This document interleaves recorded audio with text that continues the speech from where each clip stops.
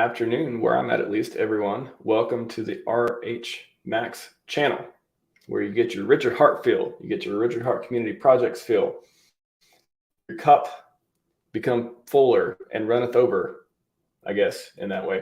Welcome. This is going to be a good show. Initially we're going to have Jesse, but then Jesse suggested we also have PowerCity founder on here as well, a little long vacation, Mr. Vacation, affectionately referred to him as for now. So we got two guests today, so that's cool. Because I did want to talk about PowerCity, among other things, Solana hack, all this stuff too. And it's always good to pick Jesse's brain. Everything, one of the smartest guys I think in crypto that I follow at least. So, and I'm sure Dr. Vacation will have some genius stuff to say as well to add to the commentary. But this should be a fun show. I'm excited. I've had my caffeine, fully caffeinated, good on the caffeine. So yeah, share the link, everyone. Hexcat's already here. Welcome, Hexcat. Appreciate it, sir. Sandy Beach. Always love the beach emoji. Makes me think about beaches, and I like them, and I like to be there. I'll be in Las Vegas soon. Is that a beach? It's got sand. Maybe not so much. By the way, if you're coming to Vegas, if you're coming to PulseCon, I've been making some new swag too. I got plenty of stuff to do, but I got this pin. Oh, shoot, probably can't see it. Let's see. I called the top on the day. Show Richard. You can kind of see him. It's a screenshot from one of the streams. Anyways, I got some cool RH swag to give away at the conference for free. I don't want to sell you anything, for free. So lots of that, t-shirts, pins, got some mouse pads and stuff coming too. So cool stuff. Let me know if you're there. Hit me up on Twitter, DM me, leave a comment, whatever, and let me know you're around. And while we're there, get in touch and we'll hang out. I plan on streaming live from there too. So with Bran and Fashion Coder, Valley Brand Fashion Coder. That should be fun, among other people who they may want to stream too. What's up, Magic Carpet Ride? Good to see you. Have to hopefully do a stream with you all sometime too. The two of you, I remember. AP says, what's up, Jesse? Yeah, Jesse's coming in. He's going to be here in a second. Well, that's a great introduction. Without further ado, welcome, Jesse, and welcome, Vacation. What's going on, everyone? Good evening. Yeah. Glad to have both of you. Got a double whammy. It should be fun. We're going to, as Jesse, I don't know if Jesse briefed you or not, but I tend to prep a little bit for interviews. I like to have good questions. I like to just cover some good topics. I try to get distribution on this channel with clips and stuff like that. So I think it's why Jesse's half excited to come on the show. He knows he gets distribution. He knows we're going to talk about some fun stuff. So I do like surprise questions. Well, I have another sheet that I don't share with you. I did gloss over it. I have two people. One is the prepped one. The other is the secret one I don't share with you. All right. The list of questions spoke to my heart because I am the prepper of the team. So I have a document for everything that documents everything and plans everything out. Like I'm the guy doesn't want the team to run into surprises, right? So I loved it and definitely appreciate it. Of course. Yeah, that's I come from a engineering security background, and I'm used to documentation. I'm used to just having all my ducks in a row. It allows me to drive through a lot of the I don't want to say task. I'm not big on tasks these days. I'm more of like the relax but get stuff done type. But hey, it keeps you organized and controlled chaos. It's fun sometimes, but also just like controlled flow of information. It's fun. So it's Jesse, if you want to give a quick introduction just for people who's new on the channel, and then I'll let Mr. Vacation give a introduction as well, just so people know what you're about. And Jesse's had a lot of life changes lately, or at least one big one from today, so that may be a good introduction to tell people about too. All right, so for those that don't know, my name's Jesse. I'm a huge advocate for PulseChain. Every day, I'm pushing as much as I can to bring as much adoption as I can to PulseChain. In the early days, when Richard first announced that he was going to build the chain, I had spent a lot of time in the telegrams there, just trying to educate every new person that came in. Then some other opportunities came along. You can't have a chain without some pretty awesome protocols on it, right? So, I actually migrated over to a position with Liquid Loans, where I was the head of growth and adoption, and I built up a huge community of people who are going to be utilizing that lending and stablecoin protocol. That's a pretty massive deal over there.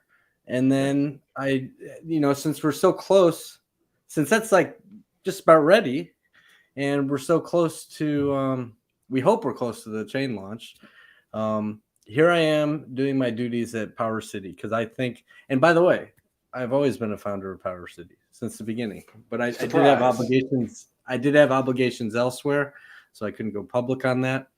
But here I am trying to do the same thing, bringing adoption, trying to educate people what's going on over here, because there's some pretty innovative technologies that PowerCity's going to be utilizing in the protocol that really should drive some mass adoption from outside the chain, from multiple chains, bringing people into PulseChain. I think it's going to be cool. For sure. Yeah. And how about you? So long vacation. Been moderating in many of the Richard Hart chats for the past year or so. Jesse and I were like two of the most active people in the PulseChain Com chat last summer, helping folks with sacrifice and all the questions and trying to suss out all the details of how this fork of Ethereum is going to work, right? And what's going to happen with forked liquidity and the forked contracts and the tokens and, just the nitty gritty of it all. And then, eventually came into the PowerCity project, and we have morphed our ideas from a single platform into a massive ecosystem of intertwined applications that are designed to fill a lot of the gaps that PulseChain is going to have on day one.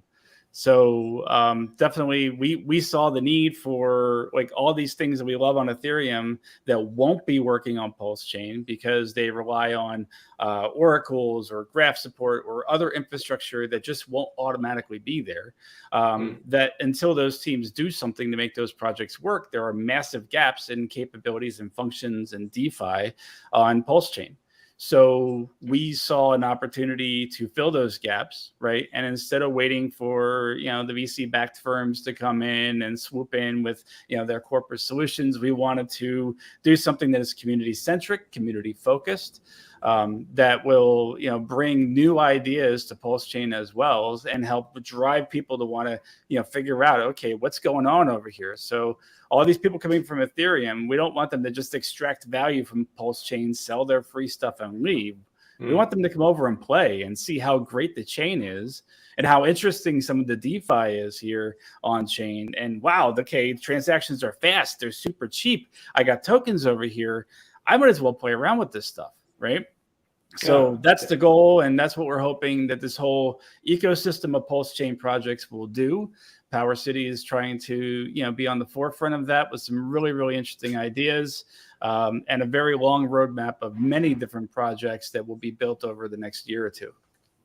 Oh, good. I'll add a thought on that. So product market fit is extremely, you need a couple of things, a handful of things to make a successful protocol that goes up and to the right.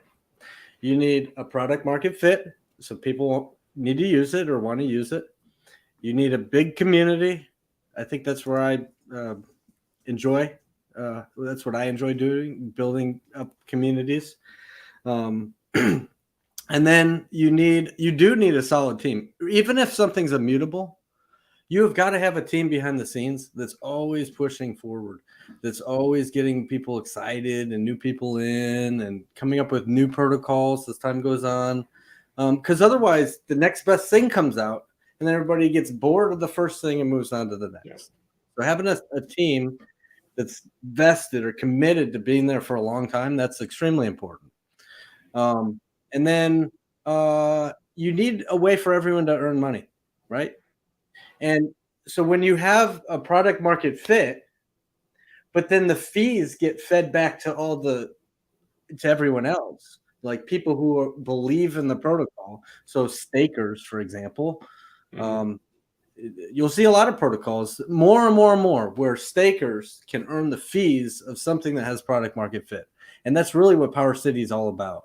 Have a variety of tools that's really cool that people want to use, and then feed the fees right back to all the people who believe. That's something that there's been so many projects launch on Pulse or have a SAC phase or have some kind of announcement. Even the last 6 months, it's been insane. The number of projects come out. Hard for me to keep track of all of them. I only have bags of a few of them.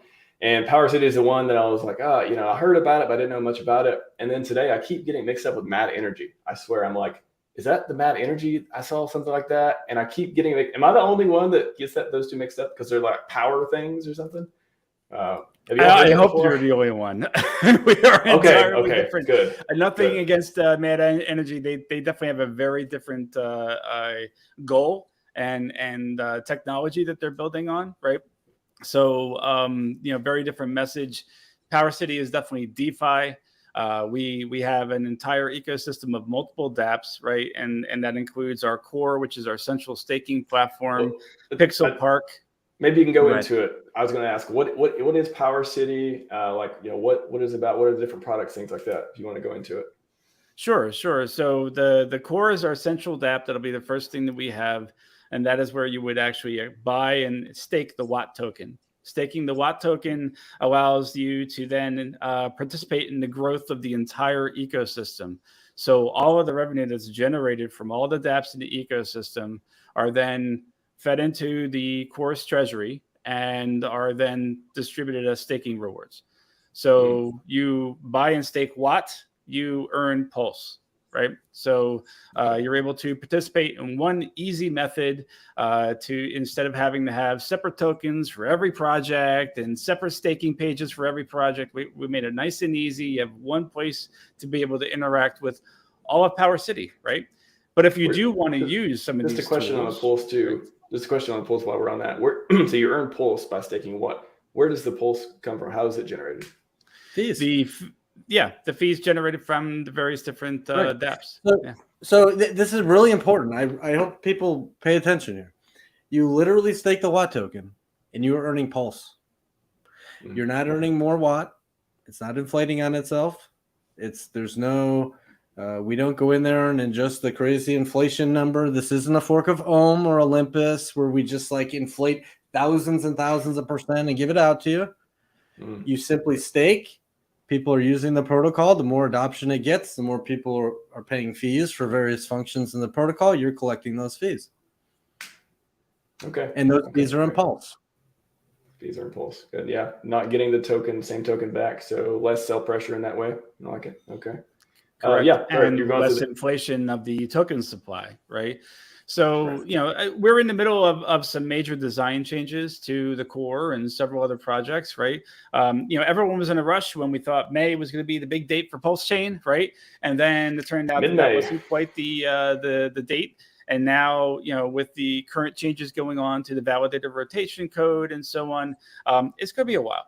And that's fine because that gives, us and other teams time to really go back and refine our products and really bring some new ideas that would have been rushed otherwise, previously. So we've been able to go back and tweak a lot of the things that we were working on to add really innovative ideas, really unique ideas to Pixel Park, the NFT marketplace.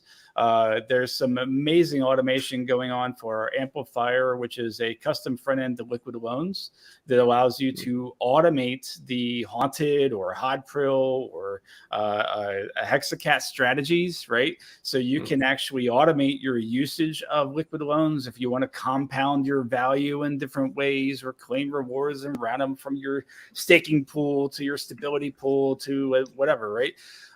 Really amazing stuff, actually, that no one else is doing, right? And the closest that you see for something like that B protocol on the Ethereum chain, they automate a little bit here, but we're giving you full automation and a personalized, unique experience for your wallet and your wallet only, no pooling of the strategies.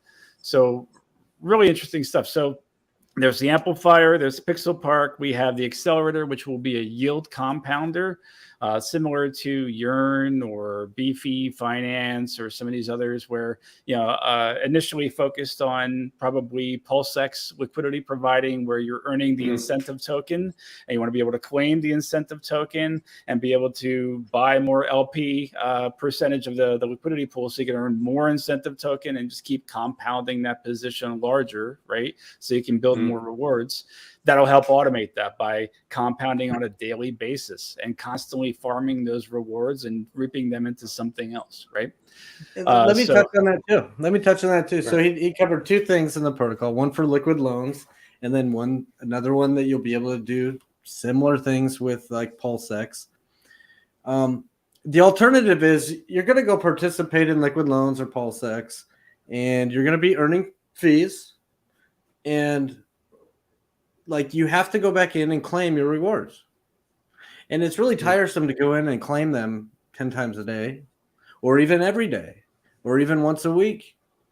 But having the money just sit there in a claimable status doing nothing for you often isn't the best answer either. If your idea is to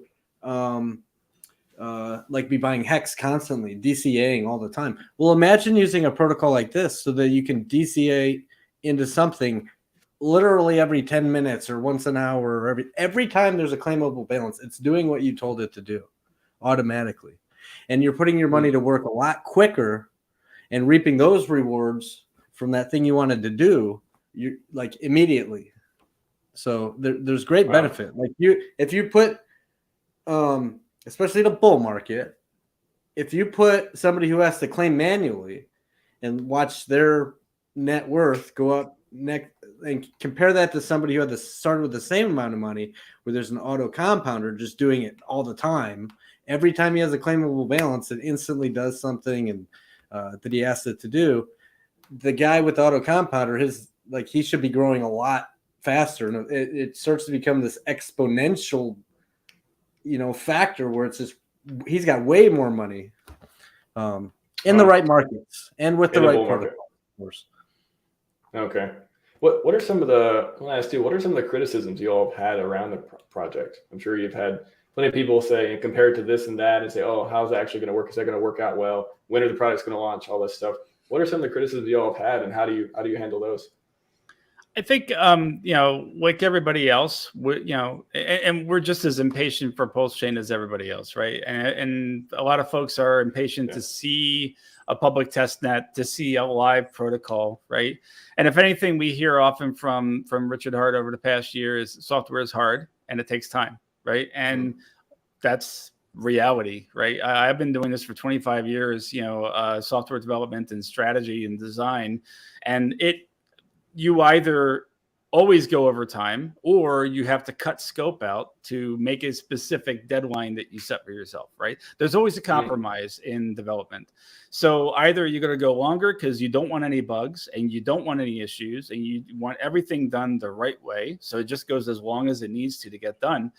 Or you have to go live with bugs and defects that you're willing to fix after the fact, or you're willing to cut out features and functions that you just have to do without and maybe add later on because you just couldn't get them done in time, right? And there's always that compromise. We're actually blessed with this scenario that we can actually go back and make the changes we're making, make sure we're getting it done right, make sure everything is internally tested. And also, once we have a live PulseChain, we can do third-party audits on all of our protocols before they go live for use in a production mainnet environment.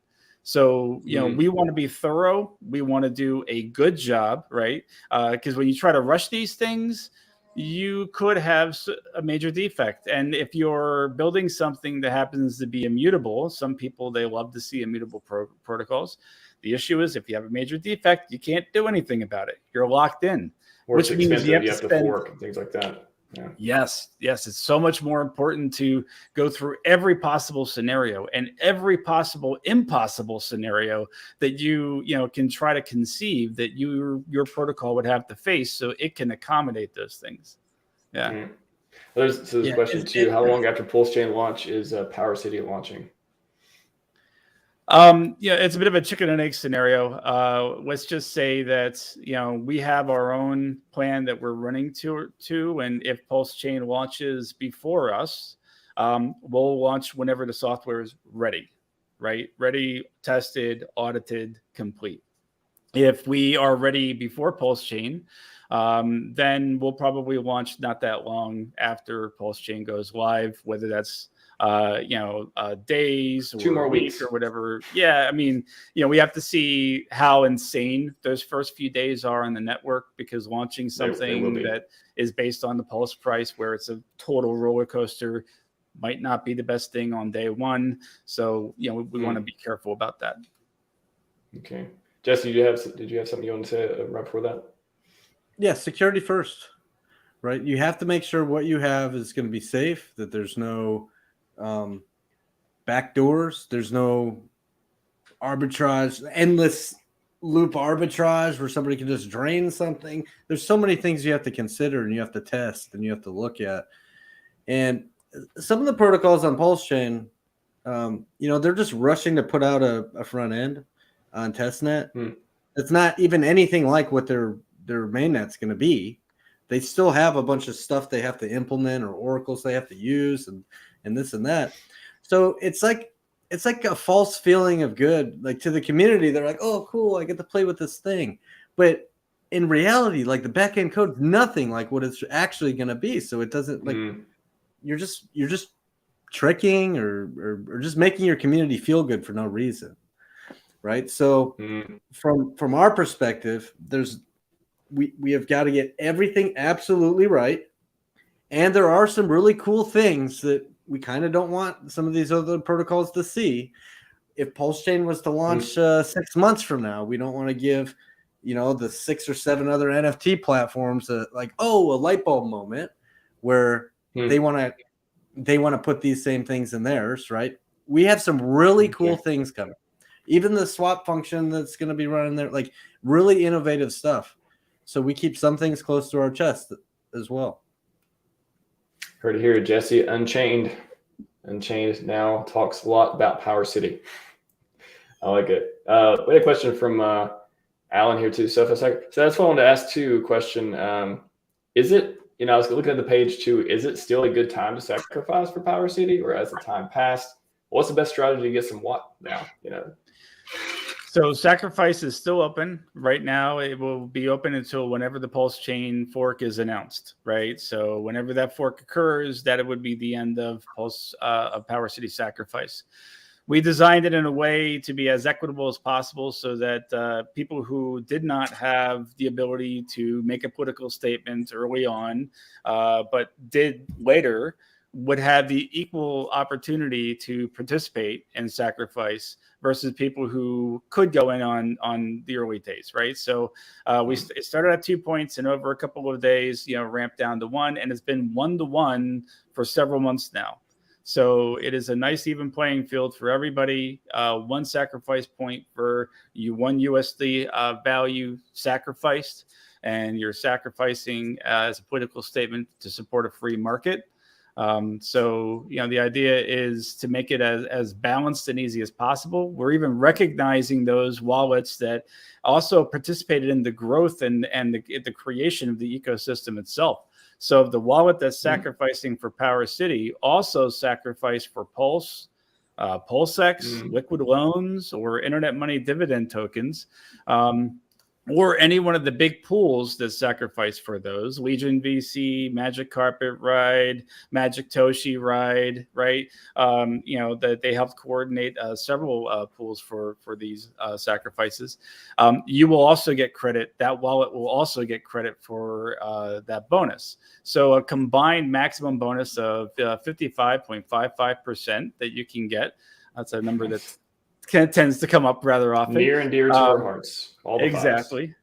And every time we hit a total sacrifice milestone for everybody, we actually go and randomly select a certain number of wallets to receive an extra bonus on top of that, because we're celebrating everyone as a community working together and reaching such incredible achievements.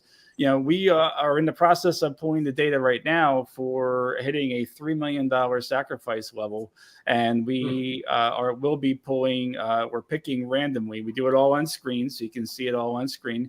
80 wallets from the sacrifice set that participated up to the point where that milestone was hit. And they will receive a 35% bonus on the sacrifice points for that wallet. So trying to recognize the community for what they're doing. They're doing monumentous things. It's easy to forget how much was put into PulseChain and PulseX and liquid loans and all these other sacrifices. And this is the community that's standing up and making this difference, that's making it possible. This isn't VC money. This isn't corporate backing, right? This is huge. Yeah. And we really want to celebrate that. Wow. Yeah, it's been something. Like I said, I've sort of seen in the background. I haven't kept up to it with it as much, but now I feel like I'm getting up to speed. So definitely glad to. I was reading the page and I did see the 2-to-1, and it goes down, and then recognizing people. I think it's pretty innovative to recognize other sacrifice sets too.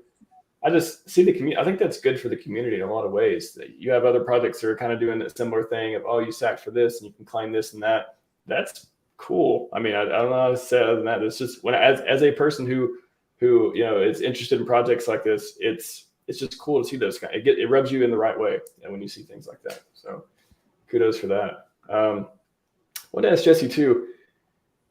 Just on liquid loans, do you think it's easier? Does it? So now that you're not the chief. Was it chief? What was your position again there? I'm sorry. Head of growth and adoption. Head of growth and adoption, yes. Now that you're not head of growth and adoption, is it easier to work on? I mean, obviously easier to work on PowerCity and promote it and do things like that. But is there even another project that all right, I'm still planning on working on? I think it cut out for a minute. Oh, yeah, I think you may have cut out for one of us. Cut out for a minute. We're not going to repeat last time, Jesse. Remember last time? Not going to do it. Last time my internet died for like 20 minutes, crazily enough. I'm still here. Yeah, okay. Jesse's a little choppy there. Yeah, right, I was saying, yeah, we can hear you now. Good, you're good. I heard your question. Okay. All right. I don't think it's easier. I don't think it's harder. I've actually been doing this a long, long time, right? I enjoy educating people and building communities. I did that in the military. I did that in some other lines of work, in between the military and here. And now I'm doing it now. And I'm a musician. I've always been up front, in front of people and trying to get some sort of word out there. So I wouldn't say it's easier. Are there lessons learned? Yeah, sometimes you just got to stick your neck out there, right? So with liquid loans, it was the first one. It was the first big mover, the first thing with the sacrifice phase. And you really didn't hear about any other protocols. So it was also the first one to be like attacked, where everyone's like, oh, wait, this is new. What do you mean there's something that Richard Hart didn't build?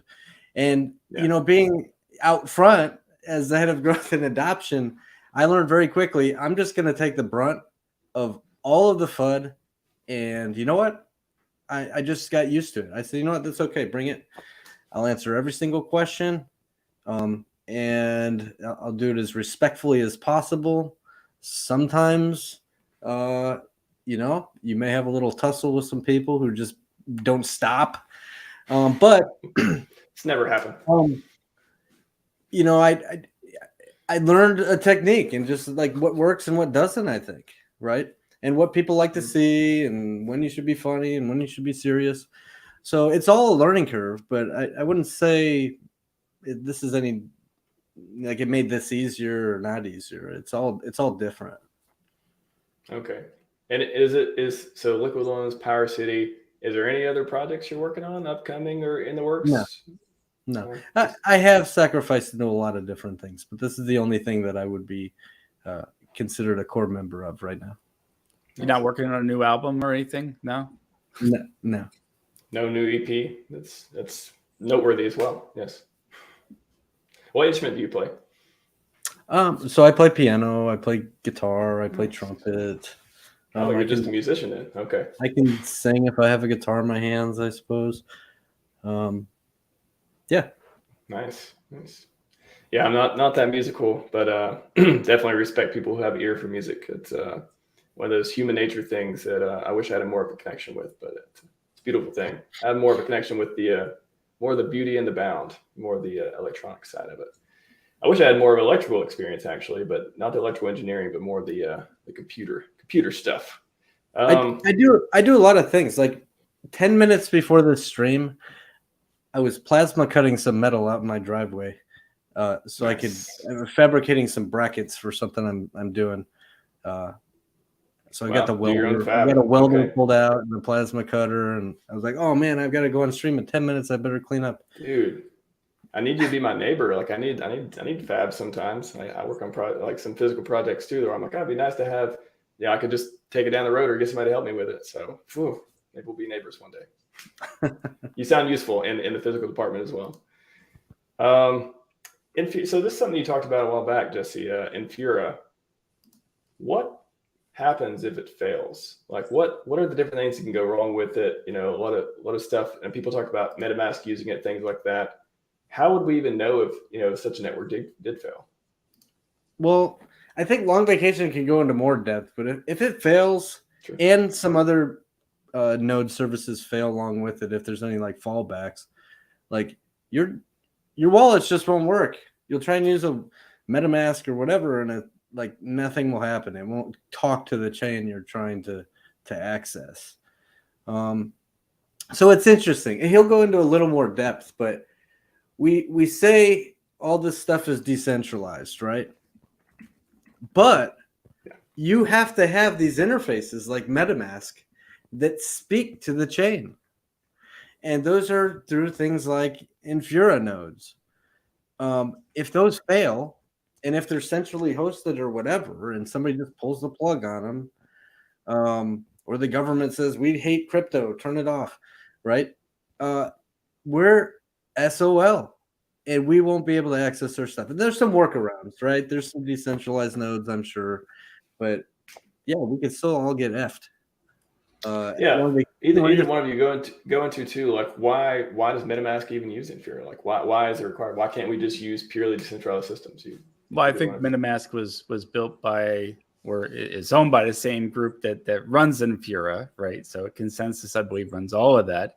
Infura is also the de facto standard in the industry. They've created several APIs that are kind of like the corner, used everywhere for accessing data on the blockchain, on IPFS, on running transactions on Ethereum, and so on. So they are not the only node service provider. There are several other node service providers out there. So and they're not cheap by any means, but they are kind of the standard for Ethereum, and they're expanding out to other EVM chains.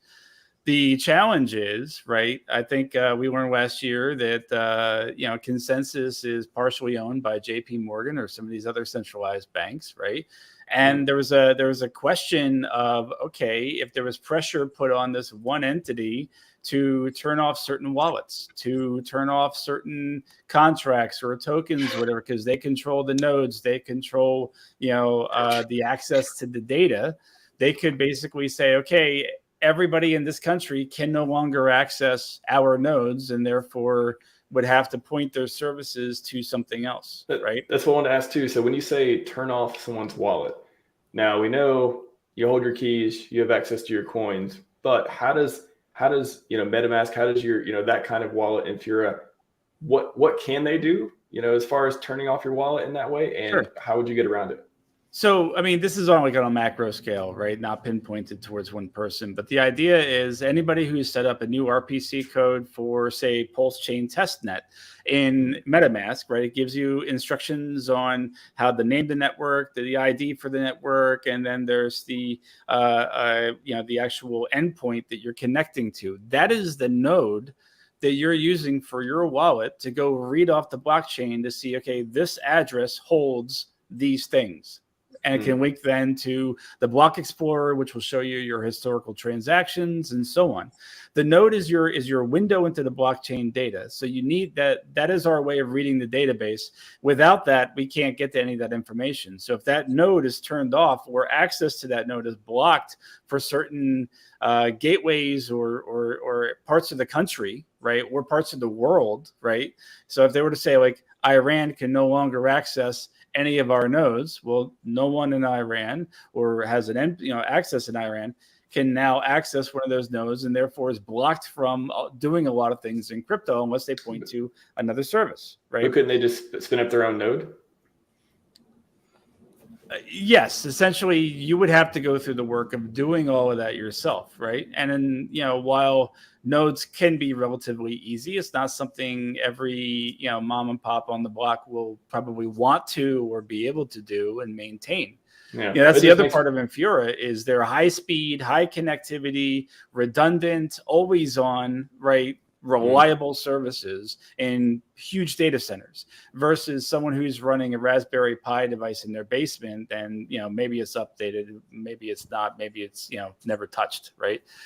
So you get different quality of service. Yeah, it just makes me think of like when they MetaMask or whoever, Consensus, whoever shut off Venezuela from Infura or dapp a while back. Couldn't they just the government or anybody there just spin up a few nodes and hey, we're back in business?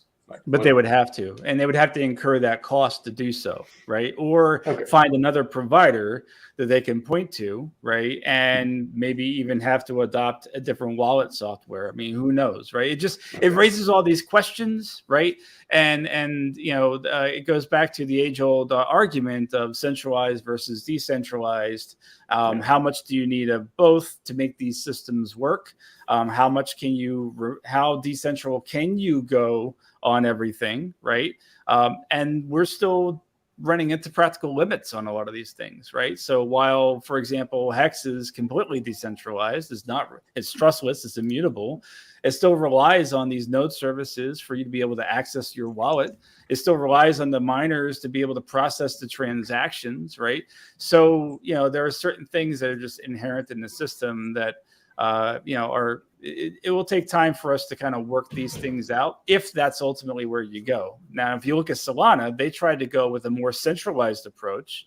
And gosh darn it, they've been running into some trouble over the past year, right? Imagine this too. No matter how much you try and decentralize everything, you can do your best, right? You can have a decentralized set of node operators that are running an Oracle, right? You can have an immutable liquid loans, set of smart contracts where there's nobody in control except for yourself and the code. Like, that's all great. But at the end of the day, there's still centralization somewhere. The internet, you have an internet provider, right? Whether it's your cell phone provider or your local, cable company or whatever, they're a centralized server. And if the government wanted to, right, you're toast. They turn off access. Now you're scrambling to find ways to use a VPN or Tor or some other sneaky way to try and access crypto. But if they really wanted to shut it down, they could. There's always a level of centralization. So we put a ton of focus on in the blockchain with the code. We want centralization. But at the end of the day, it all feeds through centralized stuff anyway. Yeah, that's a good point. I mean, I think if the government wanted to, harm you in some way, they probably wouldn't shut off your internet. They would probably just, we want the information. Let's go get it from the computer or things like that. They have other resources, but rather than to make a public incident like that. So yeah, I think your point being a lot of people focus on the wrong type of attacks. Yeah. I have a question here from Freedom for All. Will Amplifier be free of fees? All caps. So for the automated functions, there will be a fee. There's a lot of work that went into building a system that can be fully customized to each user that will automate the running of various different strategies and allow you to automatically compound based on changes in the market. That's definitely a service that will be a paid service. So just operating liquid loans through our interface. If you're just processing a transaction yourself, really, Amplifier is designed for that automated strategy, right? If you just want to, stake in the staking pool and that's it, and then maybe next year you come back and you claim, Amplifier might not be the right tool for you, only because it's meant to kind of do that work for you, to constantly be churning and moving those assets around to optimize your return. But if you're a set it and forget it kind of person, which is perfectly fine, you might be better off just with the liquid loans default front end and just kind of walk away from it versus having something run on your behalf. Gotcha. We're going to get to Solana in a minute, but I want to kind of build up to it a little bit here. What's the next domino to fall in the DeFi industry? Like, what gets us to max pain in crypto? Either one of you. Well, there's a lot of fear. Imagine this. You have BlockFi and Celsius and Three Arrows Capital and all these centralized things. Three Arrows Capital was their own deal, but let's take Celsius. How many new people did they onboard to crypto because of how easy it was? There's probably tens of thousands of people who were using Celsius because it was really simple to create an account and just like on Coinbase and throw some money in there and it kind of does the rest for you. And those people who got burned and all their money's gone now, maybe they never took the leap. A large portion of them never took the leap into the decentralized, you hold your own keys wallet world of crypto. So what do those people do next? Is this a learning experience for them? And they're like, oh, I lost all my money. Let me stay in crypto and now do a harder method of crypto with hardware wallets and MetaMask and all this thing. Probably not. Like, a lot of those people are probably like done. They're like, oh, crypto, I'm never touching it ever again. Right. So they left. You mean they're not going to chalk this up as a lesson and then all just come to HEX? They could, right? But it keeps happening over and over and over. All these, you get burned a lot, and it is really, really bad for crypto. So what's the next thing to fall? I think Long Vacation and I talked about this earlier today. I think it's Mount Gox. I think the big next cliff that's, unless there's another hack and all this stuff that keeps happening, like a major one. Mount Gox.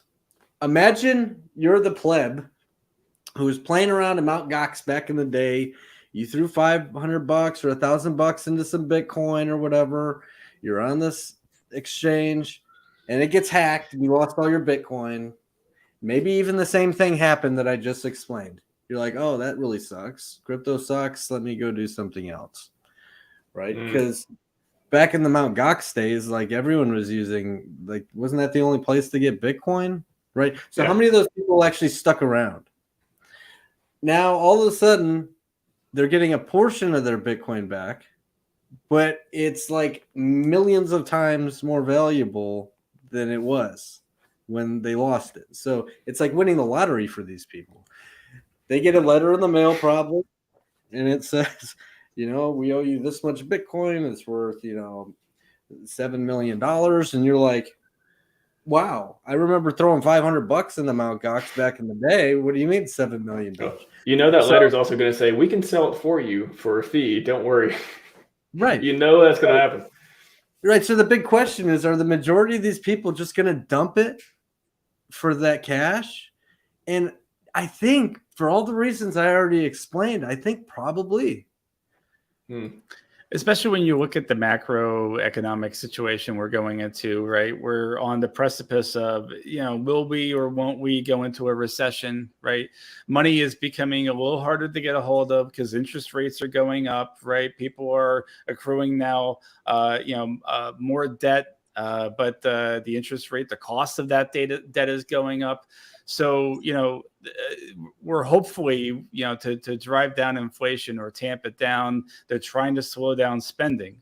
Well, what happens with all of that? Well, you start holding on to your dollars a lot harder than you were during the bull market, right? When you were making a lot in DeFi and other things.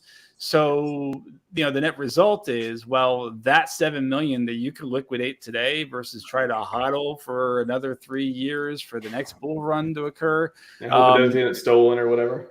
Exactly. It looks pretty darn tasty, right? And that could be awesome in your regular banking account versus, whatever is in there right now.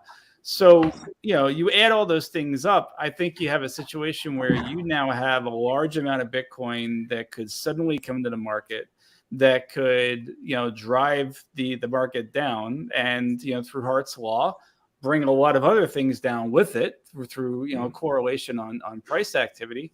And if we do go into a recession within the U.S. and within the broader global economy, that's just going to exacerbate it further, right? Because, a lot of folks are wondering what's going to happen with crypto in a bear market and the broader markets going into now a recession. And what if it happens to be a bad recession, right? These are all factors that we've never seen before. And, if anything I've learned in this community, people are going to do, and just in crypto in general, right? People are going to do whatever is most advantageous to them. We all love to say we're going to hold forever, right? That's the mantra. But in reality, right, why is the HEX price down? Because people are doing what's best for them, and that's what they felt they needed to do. They needed to exit, right? So it's a great example. Y'all love selling the shit out of the HEX price, don't you? Well, look, it's theirs to buy and it's theirs to sell, right? So we can't begrudge that. But the point being, could this confluence of events come together? Mt. Gox, a greater recession, raising interest rates and so on, really kind of push us over the edge to really see then that original prediction that Richard Hart made of 11K or even lower Bitcoin prices, right? Yeah, in that way, maybe we're closer. Maybe it's since we went through the last few months, I know a lot of assets were started selling off in October, November, December last year, because a lot of money managers, investors, and institutions saw that it's coming. So that's why I didn't just it doesn't just crash all. It's not the 1920s. It's not going to just all crash on the first week or two. A little bit at a time. Oh, what's going on in the market? And then all the professionals, they're already out. They already sold. They sold the top. And now they're waiting to buy back. They're waiting for max pain. They're waiting for that bottom. And whenever PulseChain comes, don't worry about it. But whenever it does, that's going to be, I've had a lot of conversations about, is Richard timing it?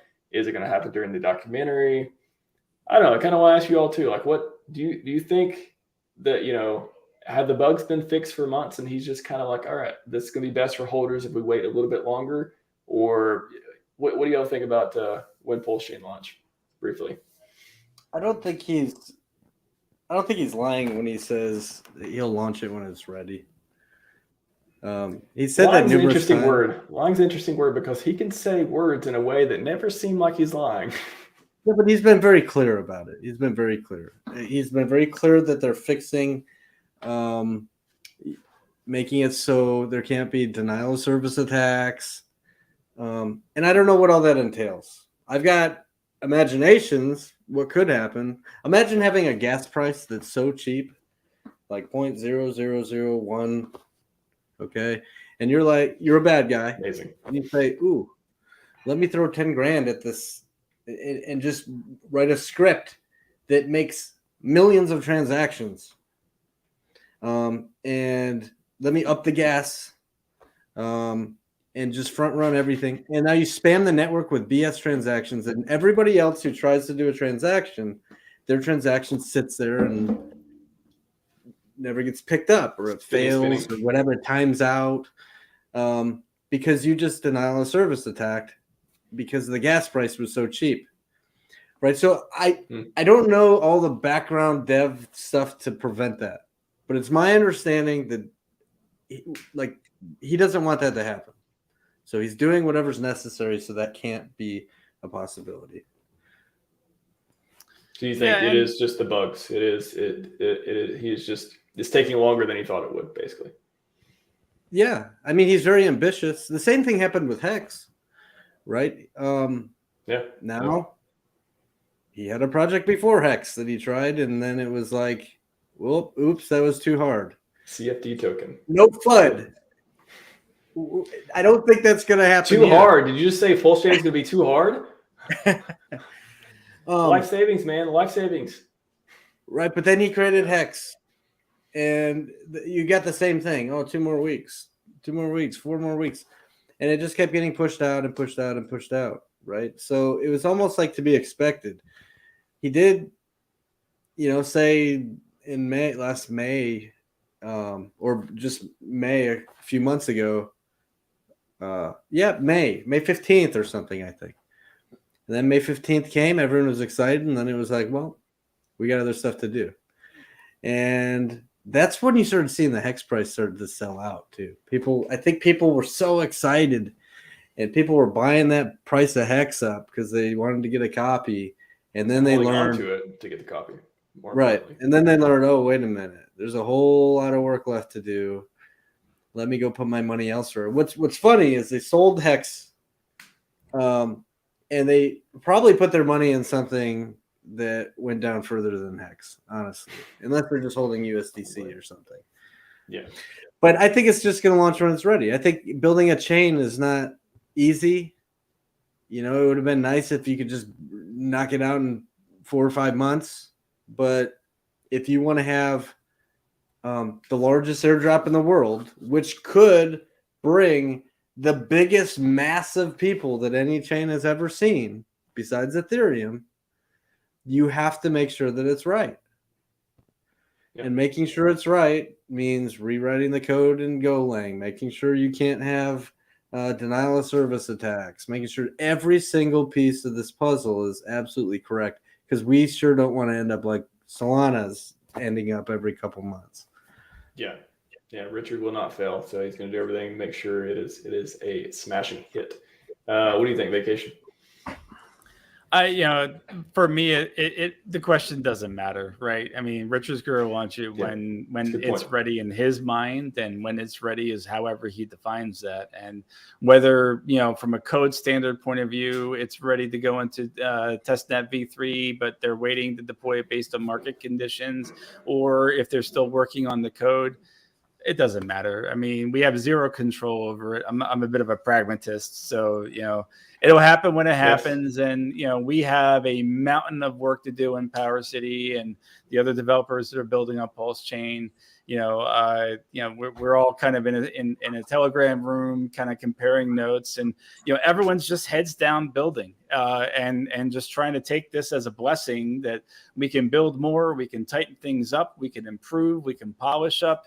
For PowerCity, because we have an ecosystem of multiple dApps, we can continue building. We have 3 things in development right now. So, this is an opportunity that we definitely don't want to squander. If it takes longer to get that code done and to maybe be finished around when the bottom of the market already has passed, well, hey, that's a wonderful confluence of events that will maybe drive positive price movement and a win for everybody, right? So, I'm not going to begrudge waiting a little bit longer at this point if it means it's a win for everybody. Yeah, I like the it doesn't matter. It reminds me of are we in a simulation? Doesn't matter. Doesn't help you to know either way. What do you if we are, then you're just gonna be a nihilist and say nothing matters. I mean, and if we aren't, you would never know. Like, why would you ask questions? What was it? I think Warren Buffett or Charlie Munger, one of them is the quote was, you want to know things, you want to think about things that are knowable and are important. So things that aren't knowable, don't think about them. Things that aren't important, don't think about them. They need to be both knowable and important. So I like that. Don't worry about it, everyone. All right, Solana. There was a huge hack, I guess. I mean, it feels weird saying, again, I have security background, all this stuff. It feels weird saying Solana hacked because it wasn't. Solana didn't get hacked. It was people got hacked, wallets drained who were using Solana or products or something like that. So it's not like the Solana network was hacked. But go ahead. It's my understanding, they're still trying to figure it out, but it appears that wallets are being drained, and it's specific to wallets. One of them being the Phantom wallet, which is like the premier wallet that was like pitched as the next generation Solana wallet that's gonna allow you to do all sorts of stuff and have built-in functions so you can bridge in from other chains. And like they really the developers of the Phantom wallet like pitched it as being way better than MetaMask. And now all those wallets are being drained. So what does that mean, right? Does that mean that the seed phrases were generated off of a list instead of randomly? I don't know. Maybe it means that the seed phrases were not encrypted on the device. And a dev from the wallet team maybe was able to communicate back with all the wallets and grab that file because it wasn't encrypted. So now he has all these. I don't know. Nobody knows. But there's something wrong with those wallets that's causing all of them to get drained. Well, I think the article that I read earlier, it was almost worse than that. There was a unencrypted file on the server side of the Slope wallet, of which Phantom is based on, right? That had, in plain language, right, unencrypted seed phrases from their users. So for whatever reason, why did it exist on their server at all is the question. Why was it unencrypted? That it's really interesting that our developer internally within PowerCity is always, speaking to, especially when we were working on our Transformer bridge, about security, and how, blockchain developers need to be acting like they are individual nation states worried about other nation states invading your crypto territory, and taking that mentality of security into what they're programming and building, right? This is a silly mistake, hopefully a mistake, right? It could have been nefarious code. We don't know. Hopefully a mistake, an oversight by a team that should have been thinking through all of the angles of how to always protect their users' assets, right? That wallet, there's a lot of assumptions that go into that wallet will be secure, and it's its only purpose in life is to secure your assets. So, having an oversight like this, whether it was leftovers from, beta testing, that code that never got removed, it was supposed to be removed. Who knows? I mean, there's a million things that could have gotten them there. The fact is it happened, and it's a major oops moment, right? And not a good time for Solana after it's had so many network outages over the past year and proven that it's still in beta itself, right? Yeah, it really makes you. It's really going to make you question wallets in the future. Like, how is the seed phrase generated? Where does it go? Is it only stored locally? If I cut off all access to the internet and I generate a seed phrase right here on this mobile device, and like, can it actually generate one unless I'm connected to the internet? I mean, if it's untested, first off, you should be using hardware wallets. But if it's something that's very young or you don't know how it works, ask questions. Ask questions even in our own community, right? No FUD. But if we need to know, go ask Steph, hey, are we secure with Staker app? I know you can generate a seed phrase in with Staker app. It gives you a seed phrase. How is that made? Where does it go? Do you have a server? Do you have a file? Ask these hard questions amongst our own community even, right? But you should absolutely be using a hardware wallet where your seed phrase never touches the internet, and every single transaction must be approved by you pulling this little thing out, plugging it into your computer, clicking the confirm button, okay? Because then nobody can get your stuff. And then take it a step further, use these hidden passphrases and secret wallets that I keep harping on. I've been talking about this for months and months and months. Those who use a hardware wallet with hidden passphrases are the most protected from this sort of thing, right there next to using multi-sig in the correct fashion. It is infinitely harder to get hacked if you have to physically press a button to confirm a transaction. Like so much harder than just YOLO. MetaMask is there. Maybe you have a good passphrase, maybe you don't. You get malware on your computer. Computer can run anything. It's much, much easier to run malware on a computer, a general purpose computer, than it is a hardware wallet. So yeah, hardware wallets are definitely a savior for a lot of things like that. Mm-hmm. I was going to say this morning too, when I was first started reading about it, I was on Jim Rat's show talking about supply chain attacks too. The first article I read, it was from, I believe, one of the Solana co-founders suspected it could be a supply chain thing. And Jess, you were talking about how the seed phrase were generated, where, was it maybe something going on with that? That's what I kind of suspected too, until we got new information here from vacation. But that's just for everyone who don't know, I just want to go over supply chain attacks real quick. So hardware and software, they're made somewhere, they're produced somewhere, either by developers with software, obviously, or if you're making products in a factory, hardware stuff, they're coming from some kind of supply chain. And if the process itself isn't secure, or someone, there's malicious people there that are tampering with things, and that's why when you get a hardware wallet, for example, they use tamper-resistant tape. You want to buy it from someone who, you try not to buy it off Amazon, try to buy it directly from the manufacturer, and all these other things, and hopefully no one's backdoored it, blah, blah, blah.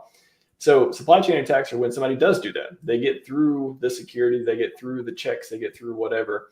And then if it's code, for example, in software development, all this software, MetaMask, all these other things, they're written using open source libraries or closed source libraries too.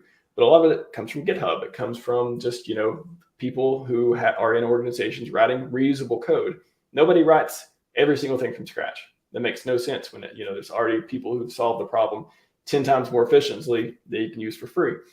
But the problem is you need to now trust whoever's library that you're using. And how do you trust them? How do you make sure that their developers haven't got hacked and things like that? And that's also where 2FA comes in, as far as not the hardware wallets is physically something you have that you have to press a button for. You can also sign commits. You can sign Git commits. You can use a YubiKey and other things like that to make sure that the code that this developer is pushing through, he is pushing it through himself, and he's not hacked and making commits. And you have a +1 process, you have team sign-offs, you have different levels of pushing code through different branches, all this different development stuff. But it is supply chain attacks are when all your security fails, or maybe you're not paying much attention to new code coming through. You just want to ship the product really fast. But something in the process of before you get it, software, before you download it, before you buy it or use it or whatever, it is already compromised. That's a supply chain attack. And that's what was speculated about earlier, but which may or may not be the case here. But it sounds like maybe it was just an unencrypted seed words that on a server that got hacked, that type of thing, which is also no. Data at rest should be encrypted, only accessed when you need it. Should be multiple layers of authentication, stuff like that. So it could be, especially in a system that's supposed to be super secure, making that kind of mistake.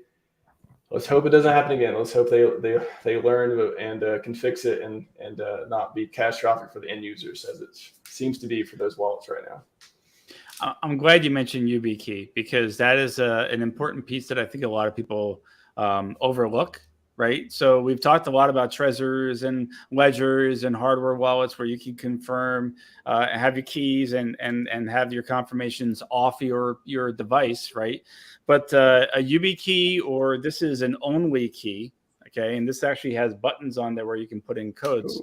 Yes. They're great devices for two-factor authentication, because everyone's going to need a centralized exchange account to be able to off-road back into fiat, right? So chances are you're going to need some website you're going to need to log into that you want to keep secure. When you type your password into that website, a keylogger could theoretically snatch that.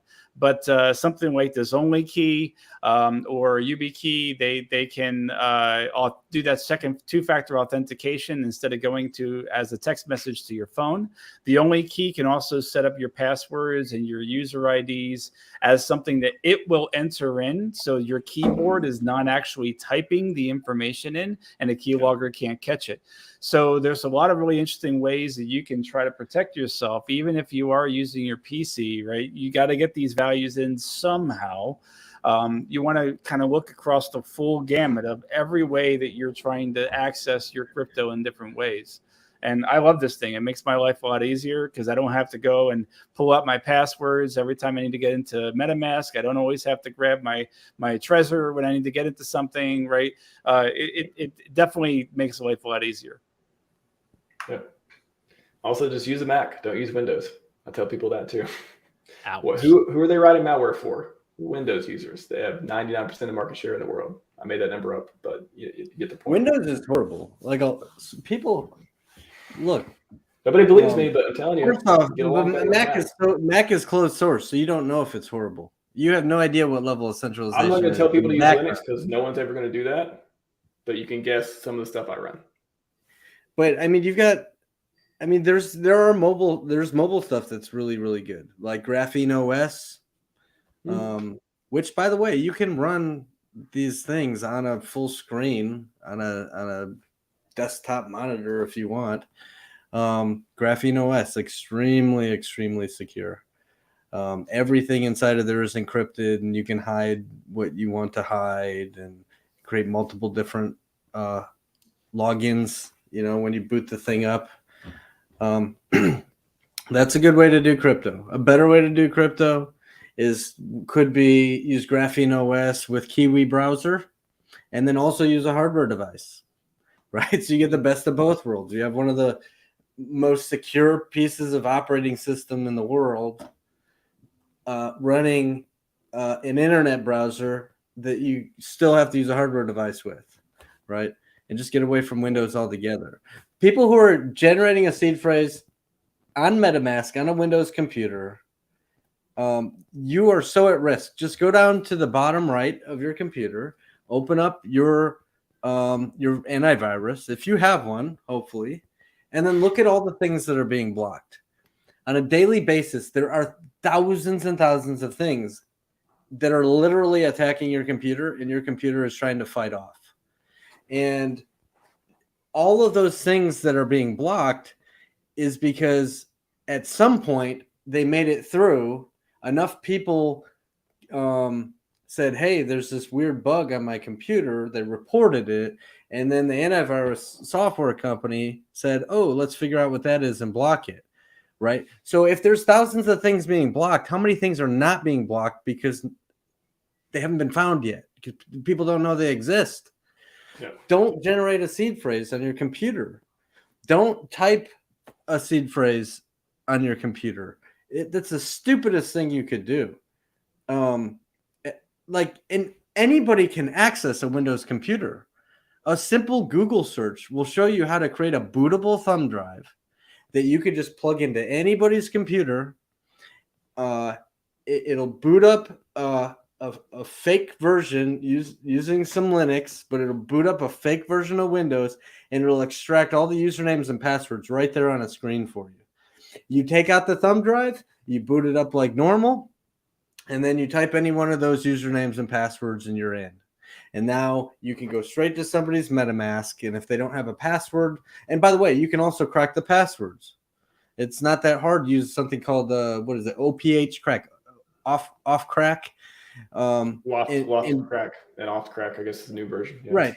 Just let that thing run for a little while, and then it'll just brute force and tell you a password. And now you're in. Like, so easy to do on Windows. Throw those things in the garbage. Find a different method to do crypto. But it all starts with a hardware device. And a VPN. And I mean, so we just listed like 10 things you can do to try to secure yourself. This is why people are using BlockFi and Celsius and Coinbase and Kraken and Gemini and others, right? Because first of all, most people don't understand money to begin with. And they go to banks because it's easy and it's hands off, right? They just put it in, they have a checking account. Everybody and they wants don't worry that. about it. Everybody they want both, but they also want to just get it done and not think about it. So understand we all want that, right?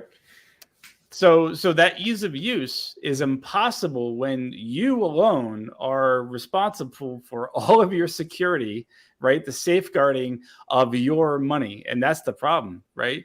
Because we don't have to deal with having a safe in our houses to hold our cash and our valuables, because our bank is doing that for us as a custodian, right? So new crypto users on Coinbase or Celsius, they didn't have to worry about it because those groups were doing it for them. Now, the problem is there's not a whole lot of regulation yet. So we have Celsius going down, and oops, sorry, your crypto is now ours to pay our bills with, right? Whereas in traditional finance, you would see different rules based on existing banking regulations. Now, I'm not saying we need banking regulations in crypto, but what I'm saying, certain amount of that is probably inevitable if you look at the writing on the wall and where governments are going. But also, if you look at the ease of use that the everyday user probably needs to even find their way into crypto, it's probably some amount of that is the only way we're going to get that mass adoption. Because until then, telling someone they got to go through all these hoops just to set up an account to be able to go purchase and stake HEX long term, they're going to like, what the hell? I'll just go buy a CD through my bank instead. I'll make horrible, interest, but hey, it's easy, right? Yeah. So, that's the hard part about onboarding people.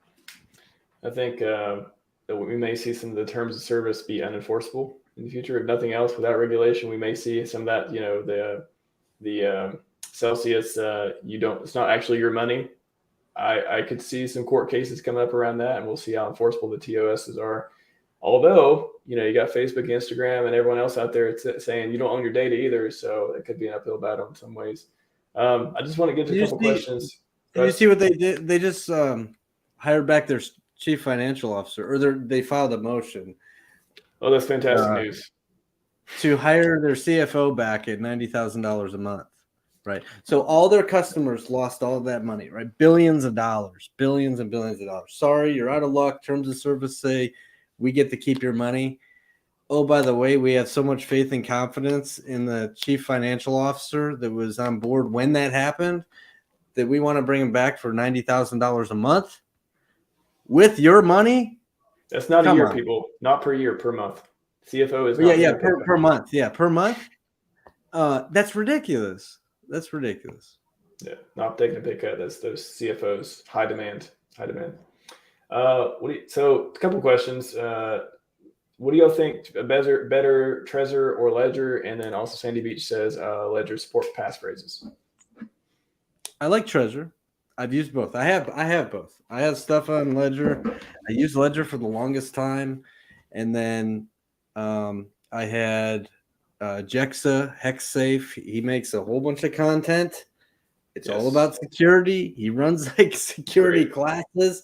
He kept telling me, "What are you doing? You got to get a Trezor, and here's all the reasons why." And I just ignored him because I didn't know better. And then I got a Trezor finally, and I will never go back for a number of reasons.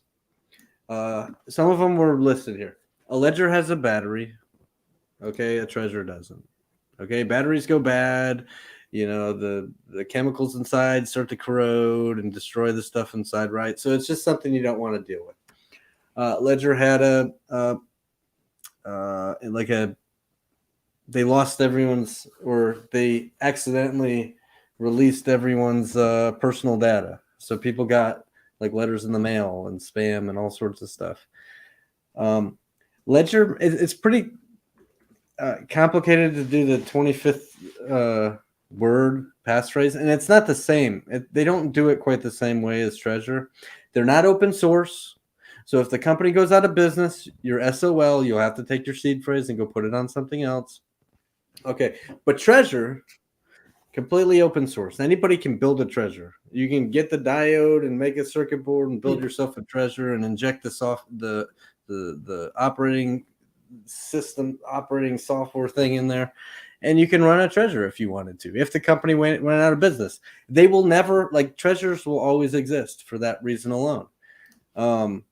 They make it super simple to make endless hidden wallets. So right there on the screen of MetaMask, it asks you, do you want to use your standard wallet? And you just click and it takes you to your regular wallet. Or do you want to access a hidden wallet? And you can type anything in the world in that block. And it will take you to endless wallets associated with what you just typed. You could type the sky is blue. Okay, all lowercase, no spaces. And it'll take you to all the wallet addresses associated with the sky is blue. You can type I like dogs, right, with a capital D in there. And it'll take you to millions of wallets associated with that. You have unlimited choices, and it's kind of cool how easy they make it, and they've already incorporated it where MetaMask just asks you right there, do you want to access hidden wallet or not? So it's simple, and there's no battery, and it's just it's literally better. Nice. I want to pivot. Just got a couple more too before I get to dinner time here. Just you tweeted the other day, a few days ago, about PulseChain devs. I thought it was interesting. The quote was, "There's many RH devs that are now working on other things." That didn't get it more controversy, actually. I know it was definitely meant to be spicy. There's actually it was. I was like, look, now work on other things other than prior to PulseChain being live. What do you mean? What are you talking about? Yeah. So listen, I departed my official role as head of growth and adoption at Liquid Loans. Unchained. Right. And then I spread my wings, and now I'm building this other stuff, multiple things inside of PowerCity. We're building a giant ecosystem. And I'm trying to bring adoption through other ways. And that got a lot of FUD. I mean, literally people said, Liquid Loans is a rug pull. It's going to zero. Why would you leave a protocol before the chain is live? Like all these things. And like, I fought the FUD for like hard. Like, it was like, you guys, listen, you guys are being really ridiculous. And then one day I realized, I was like, wait a minute. I know a handful of devs that literally are devs for Richard who have completed their part, or they're sitting around waiting till Richard needs them again for another little piece. And they have built protocols for PulseChain. They have built gambling platforms. They've built meme coins. They've built social networking things for the chain, all sorts of stuff, right? And these are Richard's devs. So I just had to remind everybody, look, people move around. It's as long as we're all bringing adoption to the chain and we're trying to grow it as big as possible, what's the problem, right? It's not just me. They're working on all around. You said they're working on other projects that are to be released for like Richard's projects, or absolutely. Other some of them are projects? That right now. Yes, like community projects. No, like private projects. They had sacrifice phases. Okay, but within, but not RH products specifically. Should I start naming them? Okay, up to you.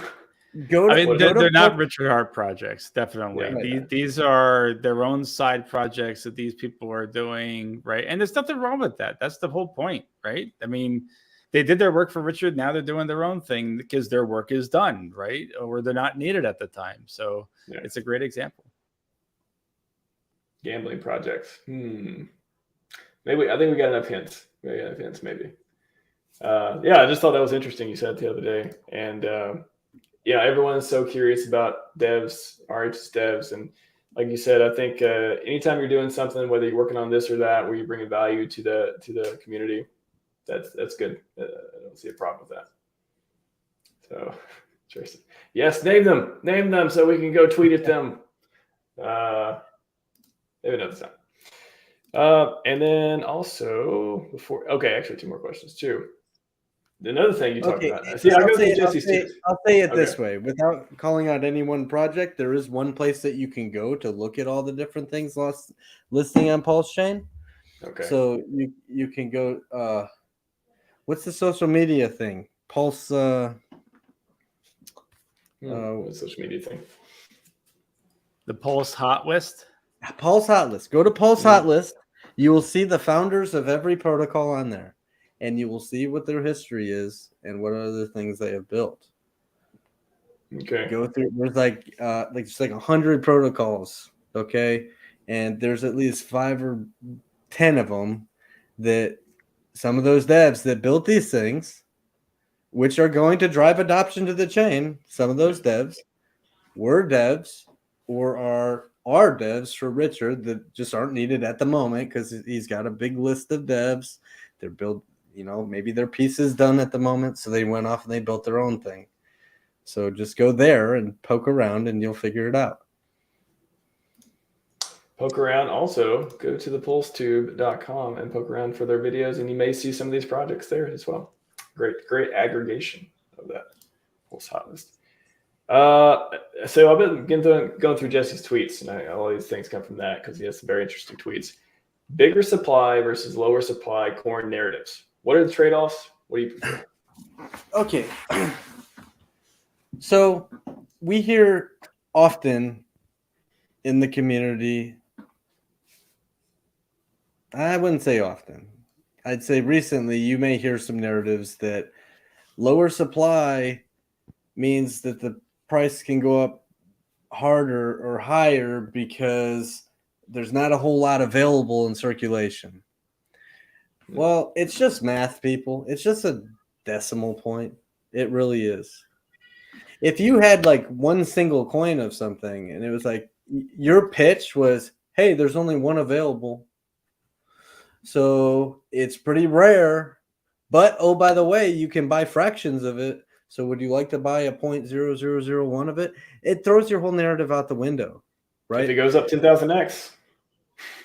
In my opinion, from watching a lot of meme coins and SafeMoon and HEX and a lot of things, I think people prefer high supply, something that has a large supply. If you have double the supply, but it's half the price, but when you buy it, you feel better because you got more of it, or you don't have a decimal of it. You have like a whole round number. It just makes you feel better, right? So this is called unit bias. Yeah. Things that are cheap, people like to get discounts. So like if they see a coin that's, a penny or less or 3 cents or something, they're like, ooh, I can get a whole bunch of them, right? So they're willing to throw $100 at it or whatever. But if they saw another coin that was $7 and they said, ooh, let me get some of those, I'm going to throw $100 at it, and I only get a handful of them instead of thousands of them. I just think most people prefer high supply, half the price versus low supply, double the price. Just my opinion. It kind of reminds me of like stock splits and stuff, right?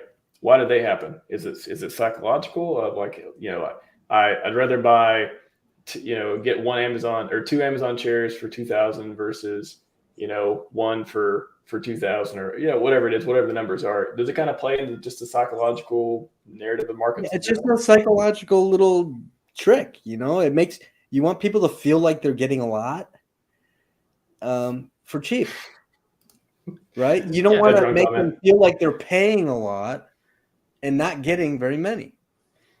The brain works the opposite way. I mean, how many people, talk about being a whole coiner for Bitcoin, right? Because they're trying to get a whole Bitcoin, especially when it was up to like 65K.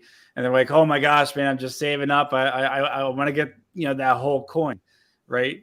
They're striving to get to that one number for that completist mentality that we have versus a lot of, units of something or multiple units of something. So, it's just a mental game when it's all said and done. If you're looking at Tesla stock when it was at its highest or Apple stock at its highest, right? Wow, how much do I have to pay for a single share versus, they do a couple of splits and now it's attainable again, right? And it's that mental barrier of like, oh, I'll never get a whole Bitcoin. Why should I bother? Let me go to something else instead. See? Shout out to unobtainable coin. If anyone remembers that, very low supply. When you said the word obtainable, it made me think of it.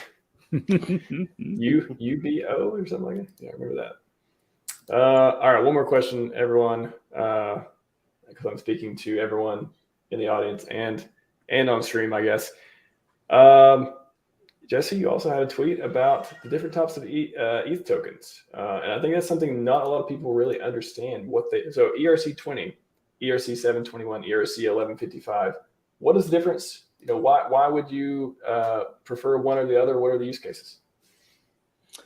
So I'm not I don't know all the technicals behind how they work. Long Vacation does, right? But I just wanted to get everyone's head in the mindset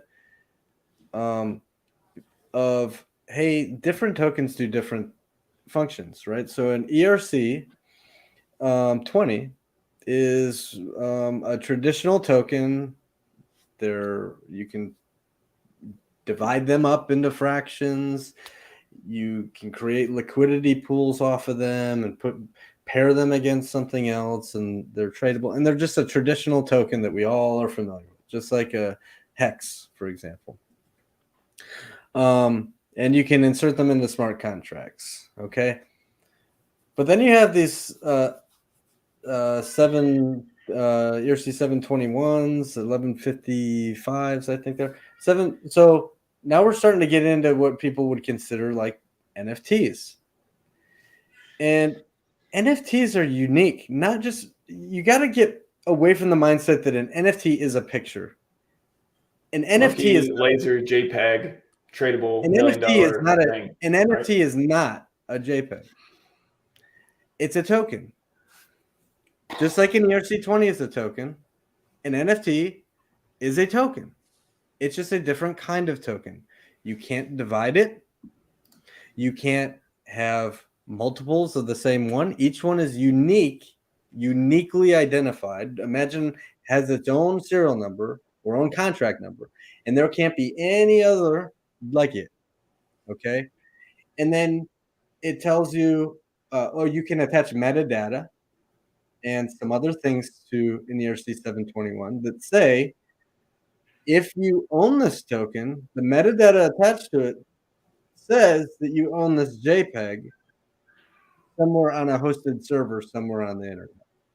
But sometimes this NFT token, that's singular and it can't be divided and put into liquidity pools and stuff, gives you rights to some other digital piece of property, right? So maybe there's a list of concert, like it puts your wallet address, or that token rather, is your ticket to get into a concert, right? So the concert has a list of all these NFTs, and if you have an NFT, that's your concert ticket, right? You can submit that, scan that at the entry to the concert, and then get a call on Trust Wallet or whatever that says, do you want to complete this transaction? You say yes, and then it burns itself and they let you in the door. There's already organizations learning new ways to use these ERC 721s because all it is a singular token that has metadata attached that says you own something, or it just points to somewhere else. Oftentimes people think it's an NFT is literally a JPEG, and it's not. It's just ownership rights of a JPEG somewhere on a hosted server. But then you get into more complex world of NFTs, and that would be 1155s. Long Vacation. Can you explain how those work? So I'm not a developer, but I sometimes play one on TV. It all comes down to fungibility, right? Fungibility is when you hold a dollar bill, that dollar bill has the exact same value and the exact same ability to be traded as someone else's dollar bill. They're $2 bills, but they're fungible. That they can be traded with each other. They have the exact same value, and there's nothing unique other than their own serial number, right? Rip them in half, and you get 50 cents, right? Gotcha. Almost. So the idea being that, say HEX as a fungible token, the ERC20 is a fungible token, a 10 HEX is the same as any other 10 HEX that someone else has, right? It doesn't, the fact that you have 10 and they have 10 has no difference in the capability of your ability to stake them, sell them, trade them, hold them, right? A non-fungible token is something unique. intended to not be the same as something else, that your value for this one thing could be potentially different than the value for someone else's one thing, even if it's similar. And a great example of that is, say, the VIN number for your car, or the property deed, the tax ID for your property, right, that you have with your county or state, or where you pay property taxes. These are unique identifiers that are already governing our lives and key things determining ownership, determining taxation, and so on. And it is you owning that document that you've signed that has that number on it that says you own this thing, right? And that memorializes that transaction. And an NFT, either a ERC 721 or 1155, is doing the exact same thing. The only difference between the two of them is that an 1155 has the ability to update the metadata and the traits, whereas the 721 does not. And the 1155 is typically used in gaming, but we were actually planning on using something similar with our core staking, where you stake Watt tokens. And there's some functionality there that I cannot reveal yet, but we will be talking about that soon when we get into public testnet. But that stake will be represented as an NFT. If you were to stake some more, we can update that NFT to reflect your increased staking amount. So you're not having to go mint another NFT, right? So there's a great use of this, something unique that you have, but it can be updated to reflect changes that you've made to it. Right. So that's the difference between the 721, which is locked, cannot be changed, and 1155, which can change. From a gaming perspective, maybe you have a character that you're playing and you've changed the stats through your hours and hours of gaming. And you've, those stats are attached to the player, that character that you're playing. And that, if you were to sell that character to another user, you would send that NFT to them theoretically. Right. Okay. Nice. Yeah, I think the one thing I think is interesting with the gamification for NFTs, a concert ticket type thing, I think just creating a list where, someone buys NFT, now they have that access to whatever event or concert. I really think for, the new generation, Gen Z, people coming up now, I think in the next decade or so, that's going to be a thing of like, oh my gosh, I'm going to go buy this digital thing because if I do, it'll give me access to these parties later on or whatever. I think social events I could see that actually becoming a thing. $1 million JPEGs, not so much, but like that kind of gamification of things going on there. I think I could see that with the youngsters. It really is cool. Think of it like this, right? If you buy a ticket now, you get an email with all the details. You got to print it out.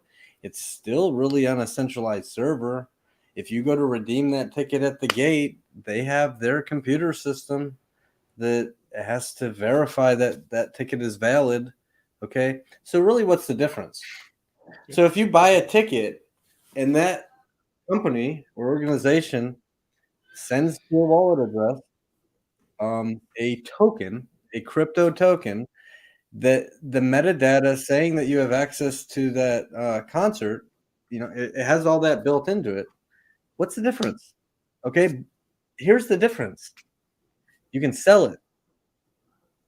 If you can't attend that event, if you get sick or you have some other plans come up, you're like, ooh, I'm going to miss this event. What do you do with your ticket nowadays? Like, there's no easy way to sell your ticket. You got to give it to your buddy or sell it to a friend or something, right? But with an NFT, if you NFT these tickets, now when your plans change and you say, oh, this ticket was $50, I'm going to list it for $49 on the same place I bought it. Okay. And people are currently buying the tickets. They see yours. It's all smart contracted. When somebody else pays, the ticket, goes straight to them. So it's all still safe. Now you're guaranteed to be able to get out of the event and pretty much get all your money back. Where previously you're just kind of screwed. Now it's just going to be an empty seat at the concert, and the venue gets to keep your money, but there's an extra seat. Right? So there are real world use cases that people just have to brainstorm so that we can, it's more than JPEGs. People like their JPEGs in the NFT world. But I think in the coming years, you're going to see other use cases for these NFTs? Well, the irony, I just had this conversation with a friend this past weekend, and he was trying to convince me. He's like, we don't need crypto for that. He sells custom SAP software integration. And he's like, oh, well, we can do this with all these existing, systems off the shelf and everything. You don't need crypto for any of that. But the reality is, if you go to Live Nation or, you want to buy a ticket to an event and you want to be able to sell that, you got to go to StubHub. Right. StubHub needs integration with Live Nation systems. They need the full control of that whole vertical stack of software that generated the ticket ID, that has control of who can access that, to be able to destroy an old barcode, create a new barcode if it's resold to somebody else. All of these things, they need to control all of that. Right. But with a decentralized system where you're now trading that NFT on a marketplace, right? That NFT is no longer a barcode that can be printed out 10 times and sold to 10 people. And then you find out at the door, oh, someone already came in with your ticket, right? Sure. Instead, it's an encrypted, hashed a serial number for that specific entry into that event. You have that NFT on your phone. You can share it and show that and prove you have access, right? That is a decentralized system that anybody can tap into, right? And these markets are things that anybody can be a part of. You don't have to go now to Live Nation or these other companies as the only place, or StubHub, the only place to go sell your ticket, right? Now you can go be in control. And you know what? You're not going to pay the 50% fees or whatever crazy ass fees that that those companies put on there. It's insane, right? Yes, you're going to pay like a 2.5% commission for selling an NFT on OpenSea. But, the idea being it's more in your pocket. You can control it. And it allows more venues to tap into it without having to buy into someone else's entire vertical stack integration just to say that they can sell tickets through their one system. So it allows the whole industry to be more open in the end. NFTs will make Craigslist obsolete. That's what I'm hearing. We will end it there. Gentlemen, what a fun. Remember, everyone, when I said at the beginning it was going to be a good show? Hate to say it, but I think I was right. I think I was right on that. Nice to meet you along vacation. I definitely hope it's not the last time we talk. Jesse, of course, you may be a regular on the show from time to time. If not both of you, we'll see. You definitely both bring some value to the community. PowerCity sounds like a cool product. I know you got a ton of people came in here just to hear you all talk about it.